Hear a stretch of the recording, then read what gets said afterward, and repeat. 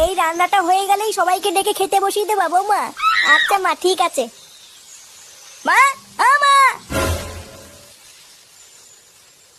এই বাঞ্চতটা এখানে কেন এসছে? তুই কার কথা বলছিস? এই যে মাসিমা, আমার কথা বলছি গো।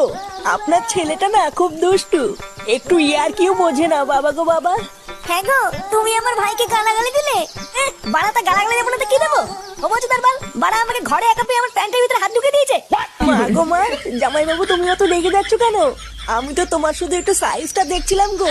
সাইকেল ছিল হোম তার বাল, বাড়ি গিয়ে বাবার সাইজ দেখবি যা। কি সব উল্টো পাল্টা কথা বলছিস তুই? যা বলেছি ঠিকই বলেছি। লেওরা আজকে প্যান্টের ভিতরে হাত ঢুকে দিচ্ছে, কালকে তো বলবে হালকা করে পুঙাও মেরে দাও। এই কি হয়েছে রে? এত চেঁচামেচি কিসের? দেখুন না মেশামশাই, মা গো মা, আপনার ছেলে একটু ইয়ার কিউ বোঝে না। ওটাই আর কি ছিল বাঞ্চুদ? দেখেছেন তো কিভাবে বলছে। দেখো মা, আমি কিন্তু বলে দিচ্ছি, এই চুদির ভাই যদি বাড়িতে থাকে আমি কিন্তু বাড়ি থাকবো না, বলে দিলাম। চোরে বাচ্চা, তুই ঘর থেকে বেরিয়ে যা।